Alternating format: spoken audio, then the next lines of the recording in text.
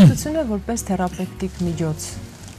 այն էֆեկտիվ է, կիրառում եք արդյոք դուք, ընդհանրապես ընդունված է աշխարհի տարբեր կլինիկաներում սա որպես ուղղություն, հա, երաժշտական թերապիա։ Մեզ մոտ կիրառվում է թե ոչ, անձամբ դուք ինչպես եք վերաբերվում։ Անձամբ մենք սիրում ենք կիրառել, երբեմն իմ երաժշտությունն են դնում այն դանդաղ հանգիստ մասերը, որոնք որ նպաստում են, որպեսզի, ասենք, կնոջ հորմոնալ ֆունկցիան իրավիճակը հոգեբանական տրամադրվի, ես նկատի ունեմ այն դեպքերում, երբ կինը պետք է պարկած սպասի մեր արհեստական գործողություններից հետո, որ սպասում է արդյունքին, իհարկե իր մտքերի հույսերով տարված, բայց երաժշտությունը այստեղ միայն եւ միայն կարող է օգնել։ Գիտեք, շատ աշխարհի վիրաբուժական վիրասրահներում են վիրահատական դնում երաժշտությունը, որովհետեւ սա էլ է օգնում, որպեսզի տրամադրվեն ճիշտ ձևով եւ բժիշկը եւ պացիենտը, երբեմն հղի կանանց են շատ հաճախ խորհուրդ տալիս գեղեցիկ կլասիկ երաժշտություն լսել, որովհետև դա միայն էլի օգնում է եւ էմոցիոնալ հորմոնալ ֆունկցիային եւ պտղի զարգացմանը, բույսերի հետ են փորձեր նույնիսկ դրել Բախ, չէ, ասենք կամ ծանր ռոքի երևի կարդացել եք, գիտեք, այսինքն կարող է խանգարել սխալ երաժշտություն, ինչպես մեր ռեստորաններում կարող է գնաս եւ աղմուկից ուղակի հոգնես եւ ձանձրանաս, ոչ մի հաճույք չստանաս, եթե ճիշտ չի դրված, իսկ մեր 99% ռեստորաններում ճիշտ չի դրված երաժշտության ոչ բարձրությունը, ոչ ասենք նել չեմ ասում մակարդակը երբեմն, բայց կարող է եւ շատ հաճախ հոգնել։ Ասում են կողմերի կատնատվությունը նվազում է, երբ նրանց մոտ ռոք երաժշտություն են միացնում։ Պետք է կովերին բերել ռեստորանների մոտ, որպեսզի հասկանան կատնատվությունը կա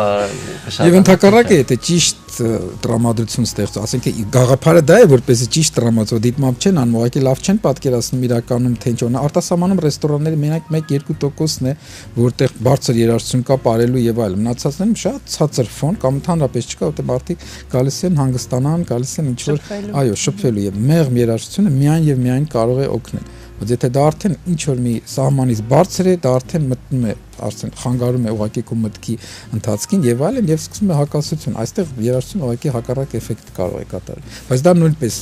ուղղակի շեշտում է ինչքան կարեւոր դեր ազդեցություն կարող է ունենալ։ Մենք բժիշկներս ասում ենք, եթե դեղը լավ դեղ է, կարող է սխալ դեպքում շատ կոպիտ ասած լավ ձևով էլ վնաս տալ, թե ակտիվ նյութ է։ Ուրեմն երաժշտությունը նույն հատկությունն ունի։ Դրանք երազին ես մտածված ամբողջ բալետը չնայեցի համացանցում, որպեսզի առիթ ունենամ եւ հնարավորություն ունենամ արդեն բեմում տեսնելու, օրերս լինելու է եւս տպավորություն ստացա, որ հիմնական սյուժետային գիծը դա էլի կնոջ խնդիրներն են, կնոջ հոգեվիճակն է, կնոջ կյանքն է։ Այստեղ էլ դուք ձեր մասնագիտության ինչ-որ մի մասը, հա, բերել եք։ Այո, եւ եթե միջև վերջ նայեք, կհասկանաք, որ շատ ավելի մոտ է իմ մասնագիտության եւ կանանց մեծամասնության հույզերի, երազների, երազանքների հետ, եւ դրա համար սա եւ երազ է կոչվում եւ մասնագիտական ինչ որ խնդիրներ իհարկե բալետային ձևով չի դրված, բայց որպես մասնագետ, որ ես երաժշտություն եմ գրել եւ Ժակլին Սարխոշյանը ինձ ճանաչելով լիբրետոները ինչ որ մի տեսակ յուրահատուկ ձևով գրել, իր հետաքրքիր վերջավորությամբ եւ այլն, իհարկե կա այդ միտքը կա, ինձ թվում է սա միայն հարստացրել է։ Նման փորձ ամենանդեպս ես չեմ հիշում կամ չգիտեմ կա թե չէ նման սյուժետային, ասենք թե ուղղվածություն ունեցող բալետային ներկայացում։ Հետո սա հետաքրքիր է ամբողջը։ Իսկ դերասանների ընտրություն,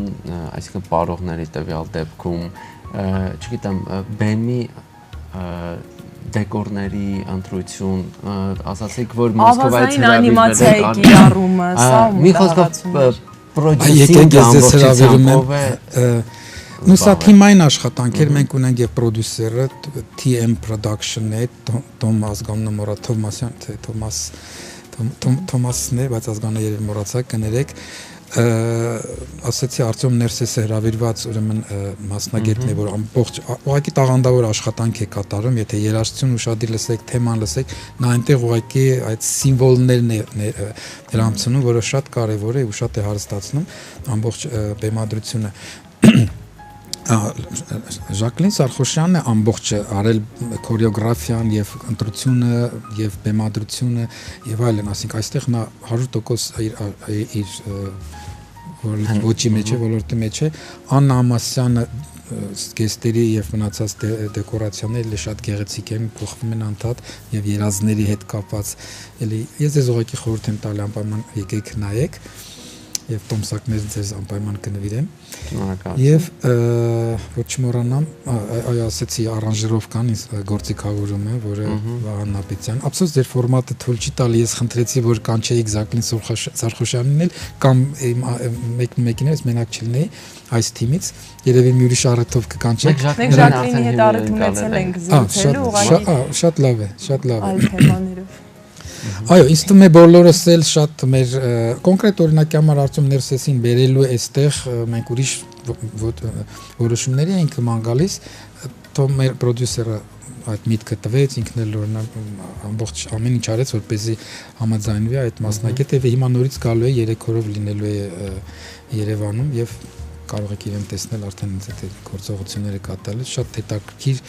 համադրումներ են ուրեմն այս արվեստի, պարարվեստի, երաժշտության եւ այլն։ Եվ շատ ամենակարևորը շատ հետաքրքիր ոգևորված էնտուզիաստներ են այդ պարողները, երիտասարդներ են մեծամասնությամբ, չհաշված մեր աստղերին, ասենք Ռուբեն Մուրադյանին կամ Արտուր Գևորգյանին, որը էլի շատ տաղանդավոր կատարում ունի, եւ իհարկե պրիմա բալերինային Ժակլինի, այդ երիտասարդներն էլ շատ ուղղակի վառվռուն տեմպերով, աչքերով այդ ամեն ինչ անում են, պարապում են եւ բեմում շատ ակտիվ են, այսինքն իսկապես ոգևորություն է զգացում, բեմում դա կարող եք տեսնել։ Համոզված եմ, որ երազը դա ձեր միակ ստեղծագործությունը չէ, էլի կան ստեղծագործություններ, որոնք ներկայացվել են հանրությանը։ Երաժշտական, ոչ։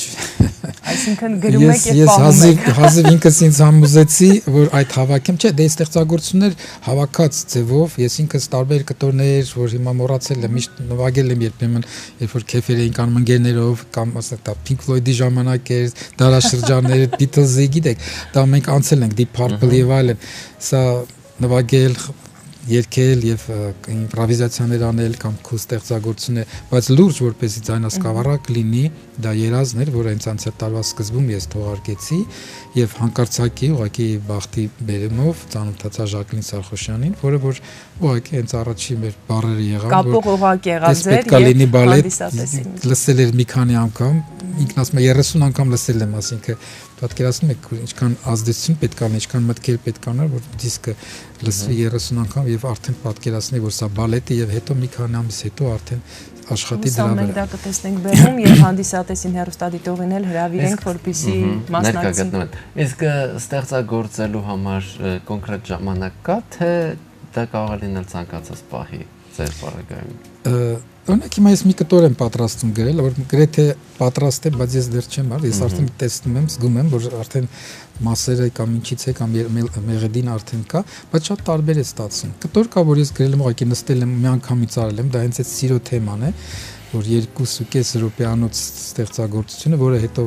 Վահան Նապետյանը ջազի վերածեց, հենց նույն բանը, ջազային իմպրովիզացիա տարբերակն էլ կա, ուրեմն համ օրիգինալը կա, համ ջազային տարբերակը կա։ Կտոր կա, որ ես երևի մոտ 1 տարի եմ գրել անդադ փոխելով, դա Բոստոնում մեր այդ գործիքը անդադ դուրս չէր գալիս, վերջին հաշվով այստեղ հենց առաջինը դա ձայնագրեցինք, ճակատագիր էր կոչվում, դիսկի մեջ, բալետի մեջ մի քիչ ուրիշ ուղղություն ունի։ Տարբեր է երևի, չգիտեմ, ես որովհետև պրոֆեսիոնալ կամ ինքս երբեք չեմ զբաղվել, որ սա պետք է իմ, սա ինձ համար եմ արել, երբեք չմտածել եմ, որ ասենք ինչ որ սահմանափակում կա, ժամանակային, սա պետք է։ Միայն այս երկու կտորները, որ Ժակլինը խնդրեց արագ գրենք, որովհետև պետք է այդտեղ ես լարված ամեն օր աշխատում եմ, որովհետև պետք է հասցնենք, մեկ կտորը պետք է անել, ասենք ռոկային այս մայիսը, որ պետք է անպայման Ժակլին ուզում էր, որ այնտեղ պատերազմի չէ պայքարի թեմաներ, որ ուզում էր ավելացնել, այդտեղ մի քիչ ավելի դինամիկ լիներ, այդ ժամանակ ես զգացի, որ իսկապես ինչ որ դժվարություն կա, եթե որ քեզ ստիպում են մի բան անես ժամանակի առումով, թե չէ այնպես ես։ Դուք նշեցիք, որ ձեր կաբինետում նաև գրքեր կան, ձեր գրքերը, այսինքն։ Այո, ես աֆորիզմների հեղինակ եմ, այ աֆորիզմներով եմ շատ երկար զբաղվել, ոչ թե զբաղվել, նույնպես դալեր կավերն էին կանում այն տարիներին, ես նույն գրածները թողարկում էին այստեղ կամ նույնիսկ լիտերատուրնա գազետա կար, այնտեղ էին գրում, հետո թերթեր կային, Կոմսոմոլից էր կոչվում, ապագա բժիշկ, տենց Երբ որ Ֆրանսիայում էի աշխատում, այնտեղ երեկոներ էին անում տարվա վերջում հիվանդանոցում։ Ես վեր կացա կարդացի մի փոքրիկ բան էի գրել եւ այնքան դուրները եկավ բոլոր, որ տպագրեցին, գիտակ պարոդիա էի գրել։ Պարոդիա научную работу, գիտական աշխատանքի վրա պարոդիա էի գրել։ Կարդացի այնքան դուրներ, որ իրանք տպագրեցին ապրիլի 1-ի համարում գիտական ֆրանսիական ամենալուրջ ամսագրերում, որը պտղաբերության եւ անպտղության վերաբերյալ։ Այդ այդպես բաներ, ու հետո վերջապես ես Ամերիկայում որ աշխատում եմ, որոշեցի, որ ժամանակ ունեի երեկոները դրանք հավաքեմ, իմի բերեմ։ Եվ առաջի գիրքս կոչվում է Ամերիկա Book Любовь, Ամերիկա սեր եւ Աստված, հա։ Եվ